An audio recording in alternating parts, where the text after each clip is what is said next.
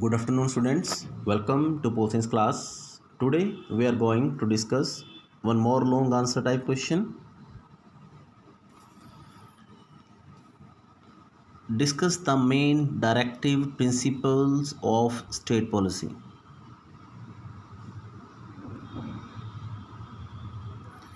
The directive principles of state policy can be classified into four categories. First category is socialistic and economic principles. Second one is liberal principles. Third, Gandhian principles. Fourth, international principles. So let us discuss all these principles one by one. First one is socialistic and economic principles. So in this category, those principles are included which aim at making India a socialist state. Article 38 provides that the state shall strive to promote the welfare of the people by securing and protecting a social order in which justice, social, economic, and political shall include all the institutions of the national life. Second point, the state shall in particular strive to minimize the inequality in status, facilities, and opportunities. Third point is the state shall in particular direct its policy towards securing that the citizens, men and women, equally have the right to an adequate means of livelihood,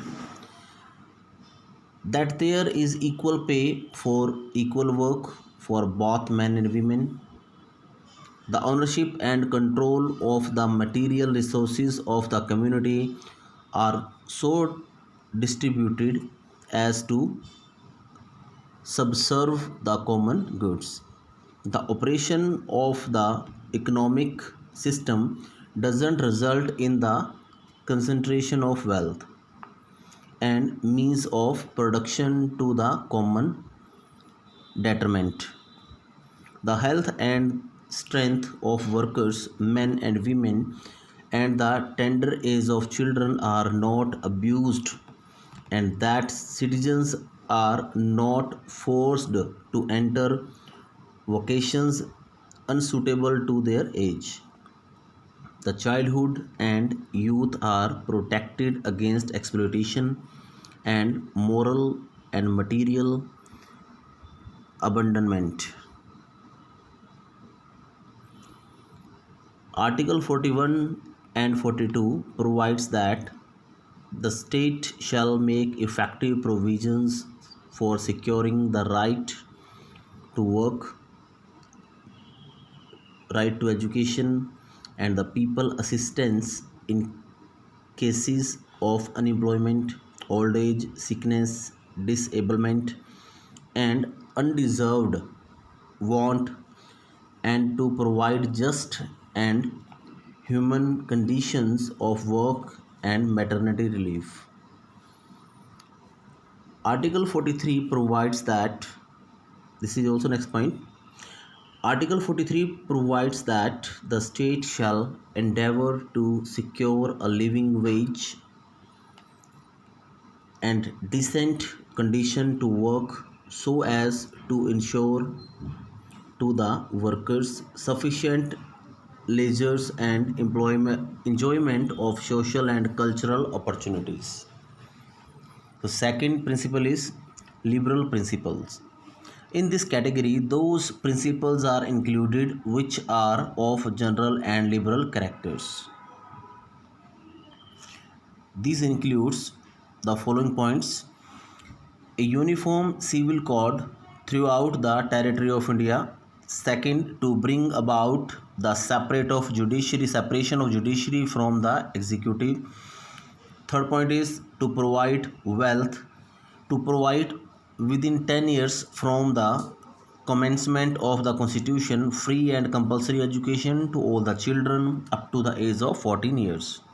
Fourth point, to raise the level of nutrition and standard of living of the people and the improvement of the public health. And fifth point is the state shall protect every monument or place or object of artistic or historic interest of national importance. Now come to third principle, Gandhian principle. Some of the directive principles are in accordance with Gandhian way of life. They are, first point is the state shall organize village panchayats and endows them with such powers and authority as may be necessary to enable them to function as units of self government. Second point, the state shall endeavor to promote cottage industries on individual and cooperative, you can say cooperative basis in small areas. Third point is the state shall promote with special care the educational and economic interests of the weaker sections of the people and scheduled tribes in order to protect them from social injustice and any form of the exploitation. Fifth point is the state shall take steps to secure the improvement of public health and to bring about prohibition of the consumption ex- except for medical purposes of intoxicating drinks or of drugs which are injurious to health. Next point is the state shall take steps to organize agriculture and animal husbandry on modern and scientific lines. Next point is the state shall take steps for preserving and improving the needs and for prohibition and protection from slaughter of cows and other milch cattle. And last principle, international principles, or you can say principles relating to international peace and security. Article 51 raises the obligations, obligation means duty, responsibilities of the state to a still higher level from the national to the international level. First point is the state shall endeavor to promote international peace and security. Second point is the state will maintain just and honorable relation between nations. Third point is the state will foster respect for international law and treaty obligations. And last one is the state will encourage settlement of international disputes by arbitration. So dear students, today we have discussed directive principles of state policy which were classified into four categories. So you are requested to listen all these directive principles of state policy very attentively to understand this question.